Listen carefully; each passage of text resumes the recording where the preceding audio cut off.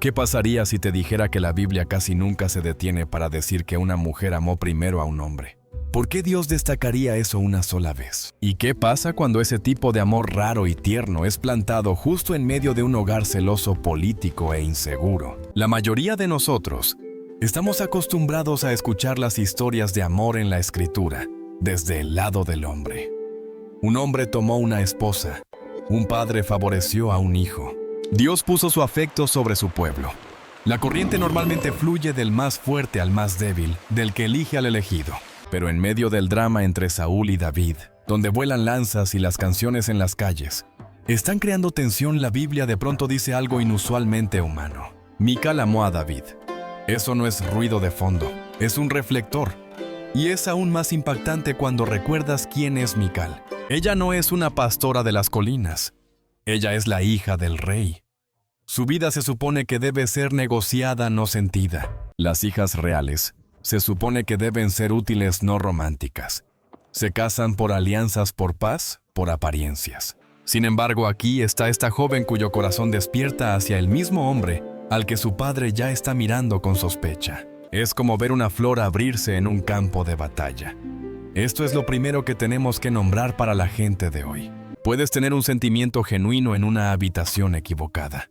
Puedes amar honestamente mientras las personas por encima de ti están moviendo piezas en un tablero.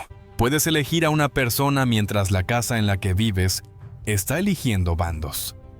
Mical no estaba calculando, no estaba persiguiendo fama. Ella amó al David que todavía tocaba el arpa, que todavía iba y venía de la presencia de Saúl, que todavía era accesible aún no rodeado por la maquinaria de la realeza. Lo amó en su capítulo temprano, y el palacio en el que vivía no hacía su amor más fácil. Saúl ya había oído a las mujeres cantar el nombre de David más fuerte que el suyo. Ya había lanzado una lanza. Su amor es como una vela en una habitación llena de pólvora. Él ya sabía que el favor de Dios se estaba desplazando. Ese es el aire que Mical está respirando cuando su corazón dice que sí. Hermoso, valiente, completamente expuesto a la ira de otras personas. Así que la primera parte de su historia no es un comienzo de cuento de hadas. Es una advertencia envuelta en un momento cálido. Dios nos está mostrando a una mujer cuyo afecto es puro pero cuyos alrededores no lo son. Él le está diciendo a cada oyente que alguna vez amó en una familia complicada, en un ministerio controlador, en un lugar de trabajo celoso. Yo veo la diferencia entre tu corazón y tu casa.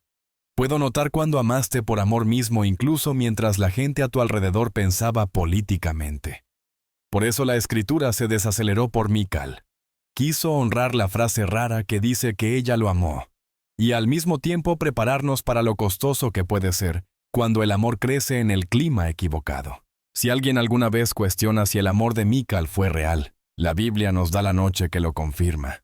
Los sentimientos son fáciles a la luz del día cuando la música suena en el palacio y el hombre que amas es el héroe del pueblo. El amor se prueba cuando los soldados vienen a matarlo y tú tienes que decidir de qué lado estás. Esa es la noche que Mical eligió. Saúl había cruzado una línea. Los celos se habían convertido en intención. Ya no solo estaba hirviendo en enojo por la popularidad de David. Quería a David fuera y Mical se enteró primero. Ella pudo haber fingido que no sabía. Pudo haber protegido su estatus como hija del rey. Pudo haber dicho, esto es entre hombres, esto es política, yo no me meteré. En cambio, la escritura dice que ella advirtió a David, lo ayudó a escapar por una ventana y montó la habitación para ganarle tiempo. Eso no es romance suave, es lealtad costosa. Fíjate lo activa que es. Mical no es una princesa de fondo esperando noticias. Ella se mueve. Ella habla. Ella esconde. Ella se arriesga. Ella engaña al sistema que dirige su padre porque, en ese momento, su lealtad de pacto a su esposo es más fuerte que su lealtad de sangre a su padre. Eso nos dice todo lo que necesitamos saber sobre su corazón. Ella no estaba a medias. No amaba por conveniencia. Estaba dispuesta a ponerse entre David y la muerte mientras la casa en la que creció se paraba del otro lado. Tenemos que honrar eso porque muchos sermones se apresuran a pasarlo para llegar a la escena posterior donde ella desprecia a David. Pero la escena posterior no cancela esta. El dolor posterior no borra el valor anterior. A los ojos de Dios, la mujer que un día hablaría con dureza al rey sigue siendo la mujer que una vez lo bajó a salvo. Él mantuvo ambas escenas en la Biblia porque ambas son verdad. Ella fue valiente y ella fue herida. Para alguien que escucha hoy, esta es una imagen muy importante. A veces harás el acto de lealtad más grande que hayas hecho, y la historia seguirá adelante sin detenerse por ti. A veces protegerás el llamado de alguien, y luego la historia seguirá a la persona que protegiste. Mical salvó la vida de David, y luego la narrativa se fue con David al desierto, a los sacerdotes, a las cuevas, a los valientes. La cámara siguió al futuro rey. No se quedó en la habitación con la mujer que hizo posible ese futuro. Ese silencio es fuerte si tú eres quien se quedó atrás. Y ahí es donde la semilla de la amargura posterior se planta. No en la noche de valentía, sino en la mañana siguiente, cuando el hombre que elegiste se ha ido porque tiene que huir por su vida. Desde el lado de David, tiene sentido. Es un hombre perseguido, no puede quedarse, no puede pedir a su esposa. Desde el lado de Mical se siente como abandono. Arriesgué todo por ti, y no me llevo a ir contigo. Elegí tu historia, y no me escriben en el próximo capítulo. Si recordamos ese dolor aquí, entenderemos su dureza después. El dolor que no se nombra se convierte en dolor que se desvía. Así que la segunda parte de su historia nos dice dos cosas a la vez. Una, el amor de Mical fue probado por la acción. Ella salvó al ungido de Dios a su propio riesgo. 2, la historia del ungido no regresó para llevarla consigo. Esa brecha entre lo que diste y lo que recibiste de vuelta es donde tantos corazones se endurecen. Mical está en la Biblia para personas que saben lo que es hacer el movimiento correcto por alguien y luego verlo seguir adelante con Dios, mientras tú te quedas en el palacio explicándote por qué fuiste dejado atrás. El silencio que sigue es una de las partes más dolorosas de la historia de Mical, y la Biblia la cuenta con solo unas pocas líneas. David huye. Saúl sigue cazando. El reflector se va con el hombre a la fuga, y la mujer que acaba de arriesgarse por él se desvanece hacia los bordes de la narrativa. No hay escena de David enviando un mensaje secreto. No hay jinete de medianoche diciendo, «Tengo que llevar también a la hija del rey a salvo». No hay monólogo interno registrado de David diciendo, «Le debo la vida». El texto simplemente sigue. Pero el silencio en la página no es silencio en un corazón humano. Porque mientras David está sobreviviendo afuera, Mical sigue dentro del palacio, y el palacio sigue siendo dirigido por su padre. Saúl no es neutral. Ha oído las canciones, ha visto el favor de Dios inclinarse hacia David. Ya ha intentado clavar a David en la pared. Un hombre así no mira el amor sincero de su hija y lo bendice. Lo mira y dice, ¿cómo puedo volver esto a mi favor? Y eso es exactamente lo que hace. Ofrece a Mical a David, de una manera que parece generosa en la superficie, pero que en realidad es una trampa. Él está dispuesto a apostar con el futuro de su hija para eliminar a un rival. Aquí es donde vemos la diferencia entre el corazón de Mical y la estrategia de Saúl. Mical ve a David como una persona a quien amar. Saúl ve a David como un problema que resolver. El amor de Mical es personal. El movimiento de Saúl es político. Y cuando esos dos ríos chocan, el político usualmente gana porque tiene el poder. Los reyes pueden firmar a dónde van las hijas. Los padres pueden arreglar casas. Los líderes pueden pasar por encima de cosas tiernas. El texto no nos dice que Mical estuviera de acuerdo con la manipulación. Solo nos muestra que su amor ha sido absorbido en un sistema que tiene otras prioridades. Para muchos oyentes modernos, este es el momento en que empiezas a asentir. Amabas a alguien, pero alguien por encima de ti usó ese amor para arreglar una situación que tú no rompiste. Amabas un llamado, pero el liderazgo usó tu lealtad para tapar un hueco. Amabas una iglesia, pero tu devoción se convirtió en un peón en un conflicto familiar o ministerial. No estabas mintiendo sobre tu afecto. Simplemente no eras la agenda más grande en la habitación. Esa es Mical. Su amor es real, pero su casa no es segura para el amor real. Y ese tipo de uso deja un tipo específico de cicatriz. Cuando tu amor es usado, empieza a enseñarte a cuestionar los motivos. Si mi propio padre puede usar mi matrimonio para atrapar al hombre que amo, ¿qué más hará la gente conmigo? Si mi familia puede ver mi felicidad y ver solo una herramienta, ¿cómo confío en la próxima persona que dice, vuelve, te quiero? Esto no es drama. Es la matemática emocional lógica de alguien que ha sido convertido en una ficha de negociación. Años después, cuando David exija que Mical le sea devuelta, ella tendrá que preguntarse en lo profundo: ¿es por fin el amor viniendo por mí, o es otro hombre reforzando su trono con mi nombre? Esa pregunta nació aquí mismo. También hay aquí una herida silenciosa de identidad. Mical es una princesa, tiene estatus, es visible.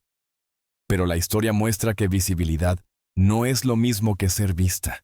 Es lo suficientemente importante para ser usada, pero no lo suficientemente honrada como para ser consultada. Una posición alta no siempre significa un alto cuidado. Para cualquiera que creció en un hogar de pastor o en una familia de ministerio o en cualquier contexto de alta visibilidad, esto sonará familiar. La gente te veía en el escenario, pero no revisaba tu corazón. Te ponían donde eras útil, no donde eras seguro. La experiencia de Mical está en la Escritura para personas así. Y a través de todo esto, Dios está mirando. Esa línea en la historia importa. Dios está mirando a un padre mal usar la autoridad. Está mirando el amor sincero de una hija enredarse en la política del palacio. Está mirando a David ser puesto en una trampa de muerte. Y aún así, sigue moviendo su plan hacia adelante. Eso nos enseña dos cosas a la vez. Primero, Dios no aprueba la manipulación solo porque puede redimirla. Segundo, las decisiones humanas dañadas no pueden impedirle llegar a donde Él quiere llevar la historia. Eso no excusa a Saúl. Simplemente consuela al herido lo que te hicieron, no cancela lo que Dios todavía puede hacer a través de ti. Así que al final de este movimiento, Mical ya ha recibido 3 golpes. Ella amó. Su amor se probó. Luego su amor fue usado. Ese cóctel es peligroso para el alma.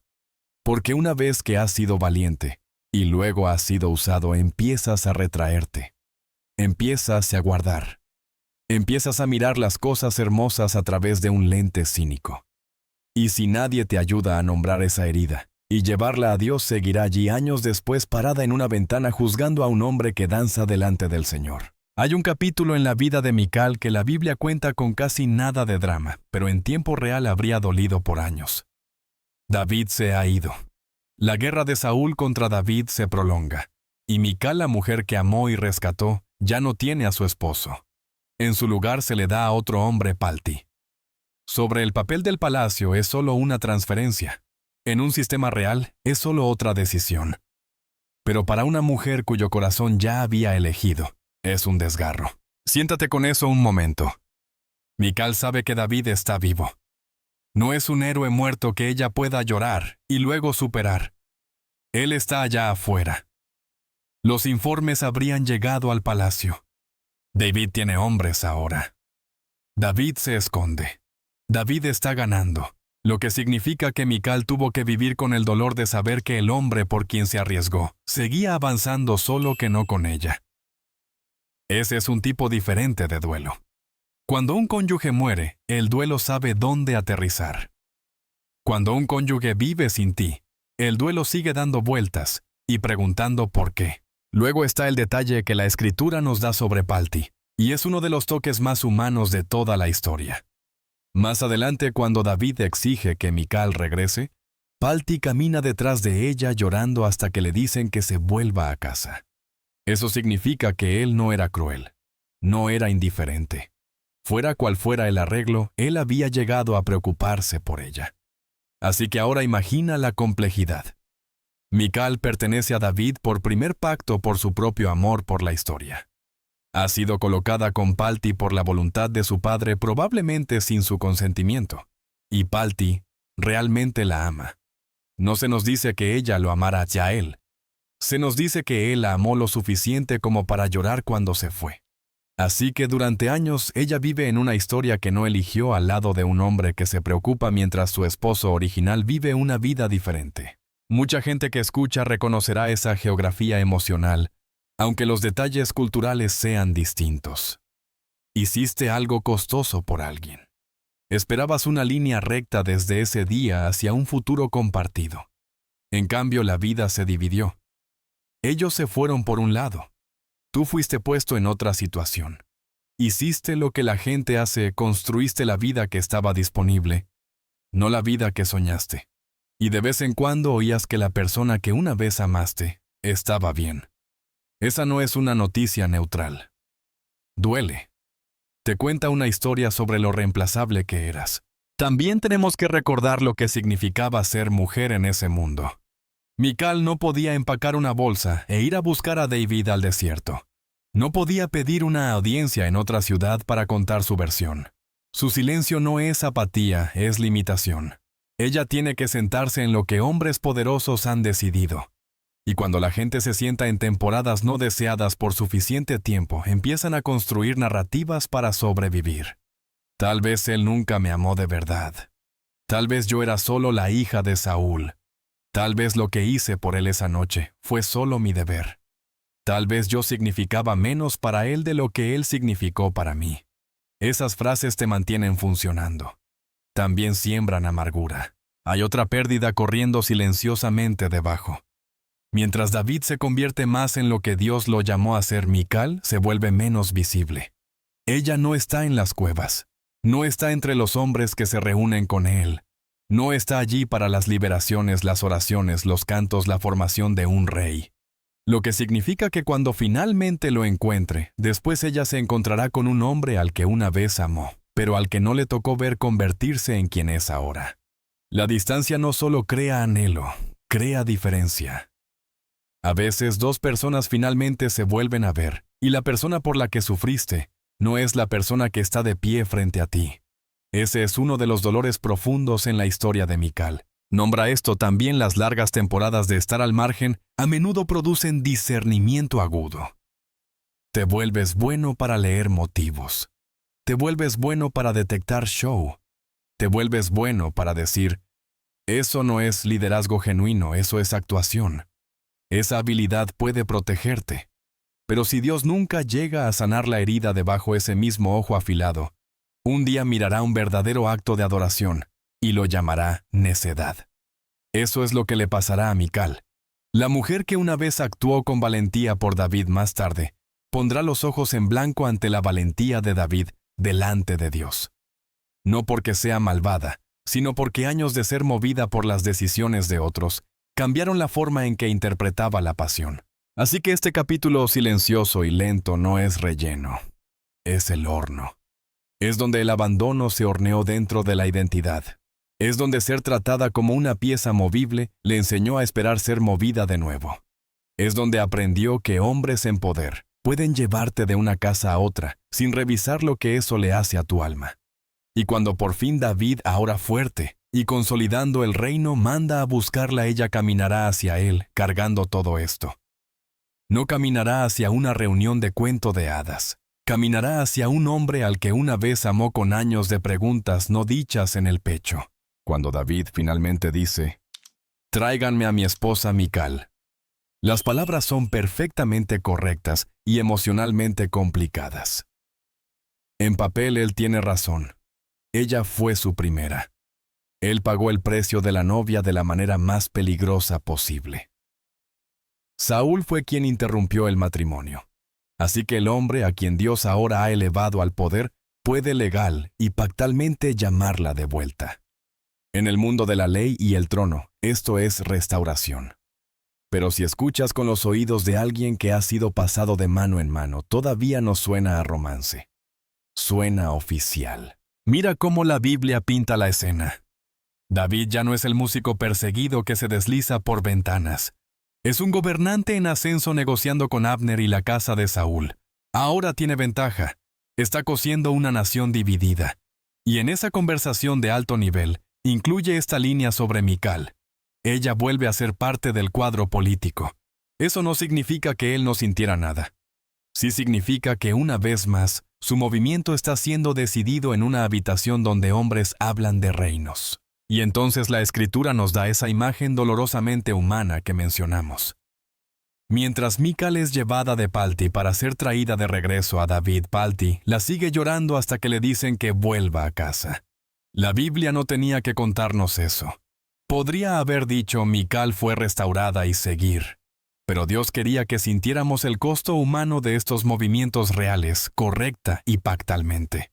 Quería que viéramos que cada tráiganla de vuelta también puede significar arráncalo a él. 2 veces ya en la vida de Mical hombres poderosos han decidido dónde pertenecerá. 2 veces alguien que se preocupaba por ella se ha quedado de pie. Eso le hace algo al sentido de ser elegida. Le enseña que esto no se trata de mí. Se trata de ellos. Así que tenemos que preguntar, ¿por qué David la exigió de vuelta? Tenemos que ser honestos aquí. Parte de ello fue política. Tener a la hija de Saúl como esposa fortalecía su reclamo sobre todo Israel. Ataba la casa de David a la casa del rey anterior. En un mundo tribal, eso importaba. Pero fíjate en lo que falta. No hay mensaje registrado, díganle que la extrañé. Díganle que nunca olvidé la noche en que me salvó la vida. Díganle que lamento que haya tardado tanto.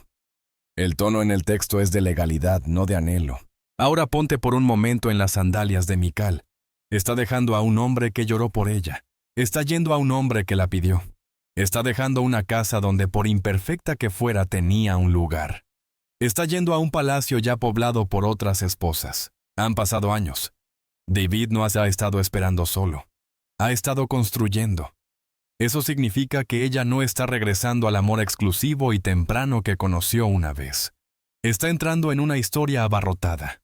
Puedes decirte, esto es justicia. Puedes decirte, esto es pacto.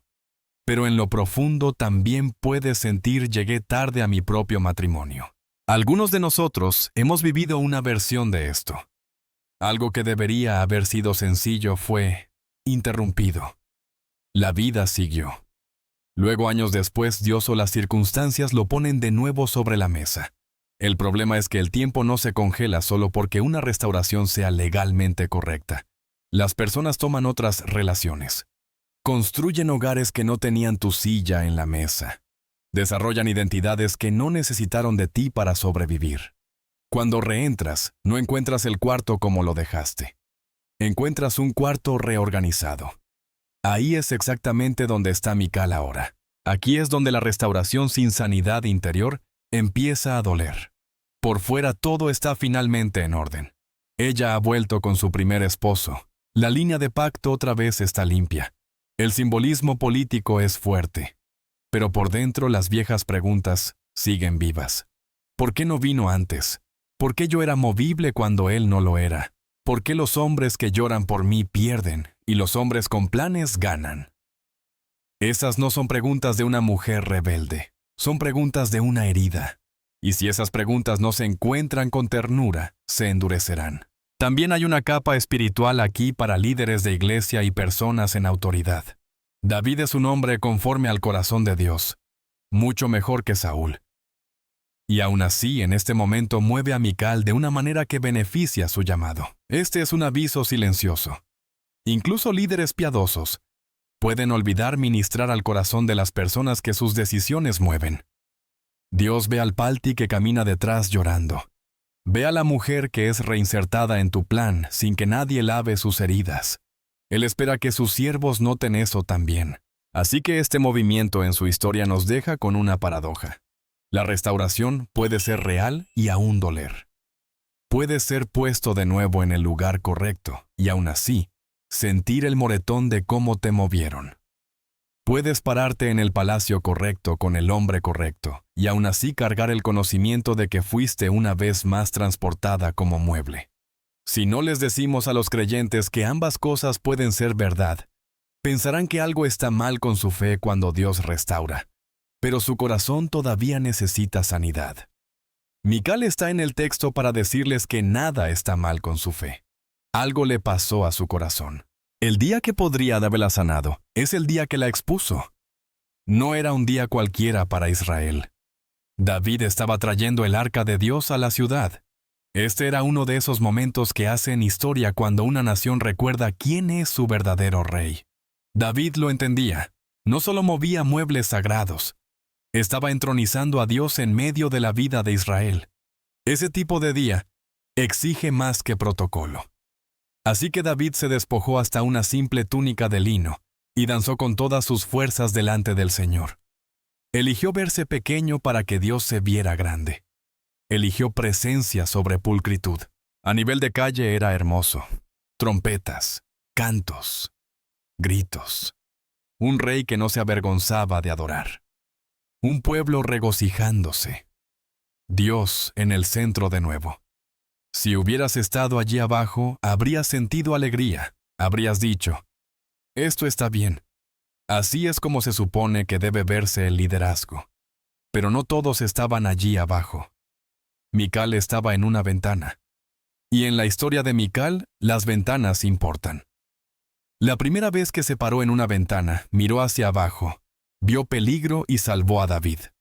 Esta vez miró hacia abajo, vio vulnerabilidad y lo despreció. Misma mujer, misma posición, condición del corazón completamente diferente. La Biblia dice que lo despreció en su corazón. Ese es un lenguaje fuerte. El desprecio no es una opinión rápida. El desprecio es decepción acumulada que se ha endurecido. Es lo que pasa cuando años de ser usada, movida e ignorada ven a otra persona completamente libre. Piensa en lo que está viendo. David está haciendo públicamente lo que a ella nunca se le ha permitido hacer. Se está despojando de capas. Está siendo poco digno. Está siendo celebrado por ello. Ella ha pasado años siendo movida por hombres que nunca preguntaron cómo se sentía. Por supuesto que juzgó su libertad. A veces nos burlamos de lo que en secreto deseamos experimentar. Hay otra capa. Mical es hija de Saúl. Fue criada en una casa donde la realeza tenía que ver con la imagen, la altura, lo impresionante, no con verse pequeño. Saúl se veía como un rey. Ese era su sello. David en este día está eligiendo verse distinto a Saúl. Está eligiendo presencia sobre presentación. Teológicamente tiene razón. Dios rechazó el estilo de reinado de Saúl. Dios quería un hombre conforme a su corazón. Pero para Mical, cuya identidad entera había estado atada a ser la hija de Saúl, se sintió como si David estuviera pisoteando el código con el que fue criada. Por eso su crítica usa lenguaje de dignidad. ¿Cómo se ha distinguido hoy el rey de Israel? Dice, después andando medio desnudo delante de las criadas. Ella está diciendo, bajaste de tu oficio, olvidaste quién eres. David está diciendo, no recordé quién es Dios. Aquí es donde muchos de nosotros vivimos. Desarrollamos opiniones espirituales que en realidad son escudos emocionales. Decimos, la adoración debería verse así. Los líderes no deberían hacer aquello. Los hombres no deberían ser tan expresivos. Las mujeres no deberían mostrar tanta alegría. Pero debajo del tono religioso hay una larga historia de no haber podido ser vulnerables. Es más fácil llamarlo indigno que admitir que nunca te has sentido tan libre en la presencia de Dios. Mical no estaba equivocada al decir que David se veía bajo para un rey. Estaba equivocada al no ver que Dios estaba complacido. Y la respuesta de David cuando llega a casa para bendecir su hogar y se encuentra con su sarcasmo, nos dice lo que realmente está en juego. Él dice, fue delante del Señor que me escogió a mí, y no a tu padre. En otras palabras, este nuevo reinado no se regirá por el código de imagen de Saúl. Se regirá por el código de la presencia de Dios. Luego dice la frase que expone la brecha entre ellos para siempre. Me haré aún más vil que esta vez. Eso no es inmadurez. Es una decisión firme de valorar el placer de Dios por encima de la percepción de la gente. Mical no puede ir allí. Su herida no se lo permite. Así que la narrativa termina con una nota sobria. Mical, hija de Saúl, no tuvo hijos hasta el día de su muerte. Ya sea que esa esterilidad fuera juicio de Dios, o el resultado natural de una ruptura tan profunda que la intimidad nunca regresó. El efecto es el mismo. La línea se detiene. La mujer que fue movida como herramienta termina sin nada de lo que el sistema quiere. Es como si la Escritura estuviera diciendo, esto es lo que pasa cuando la herida nunca se rinde a Dios. Puedes tener razón sobre lo que la gente te hizo, y aún así terminar sin fruto si te colocas enfrente y en contra de lo que Dios está haciendo ahora. Para nosotros, esa es la advertencia y la esperanza. La advertencia, una herida real, no me da derecho a despreciar una obra real de Dios. La esperanza, el día que Dios pase con gozo y presencia, no tengo que quedarme en la ventana. Puedo bajar. Puedo unirme a la danza. Puedo dejar que lo que Dios está haciendo sea más grande que lo que la gente hizo. La historia de Mical está en la Biblia para que cuando llegue nuestro turno, elijamos diferente. Ahora que hemos caminado con ella desde la frase luminosa de apertura hasta la frase pesada de cierre, tenemos que preguntar por qué Dios mantuvo la historia de Mical en la Escritura en absoluto. La Biblia podría haberla resumido en una línea. David se casó con una hija de Saúl. En cambio, nos dejó ver su amor, su valentía, su ser usada, su ser dejada, su ser reclamada para la política y su choque final con un rey adorador. Eso no es al azar. Es pastoral. Dios la puso allí para personas cuya vida espiritual está siendo lentamente asfixiada por viejas heridas. Su historia primero nos dice esto: una herida real no te da derecho a despreciar una obra real de Dios. Todo lo que le pasó a Mical fue injusto. Su padre armó su matrimonio. Su esposo no vino por ella cuando probablemente ella oró para que lo hiciera. Fue pasada entre hombres como papeleo. Esas no son heridas pequeñas. Pero cuando el arca llegó, ella aún tenía una elección. Dejaré que la presencia de Dios sea más grande que mi pasado, o haré mi pasado más grande que la presencia de Dios. Ella eligió lo segundo. Muchos de nosotros estamos sentados en iglesias viendo a otros adorar libremente y estamos tomando la misma decisión una y otra vez. Mical está en la Biblia para decir, no hagas eso. Deja que Dios te sane lo suficiente para unirte a lo que Él está bendiciendo. Segundo su historia, enseña que la restauración por fuera sin sanidad por dentro seguirá sintiéndose como manipulación. David sí la restauró. Sí reafirmó el matrimonio original. Hizo lo que era legalmente correcto. Pero como los años de ser invisible y no utilizada nunca fueron abordados, la restauración no aterrizó. Por eso cuando Dios te restaure a un ministerio, a una relación, a un llamado, no puedes quedarte en por fin estoy de vuelta. Tienes que orar, Señor, también arregla la historia que me he contado en los años que estuve esperando. Si no lo haces, te pararás en la ventana de la próxima bendición y criticarás precisamente aquello por lo que antes suplicaste. Tercero, su historia. Es una advertencia para personas en poder. Saúl usó a su hija como pieza de ajedrez.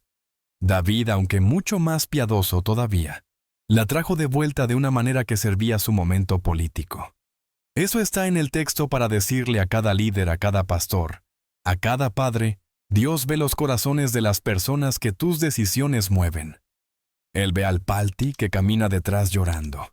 Ve a la mujer reinsertada en tu plan sin que nadie le cure las heridas. Puedes tener razón estratégicamente y aún así crear amargura privada que un día hablará contra la adoración pública.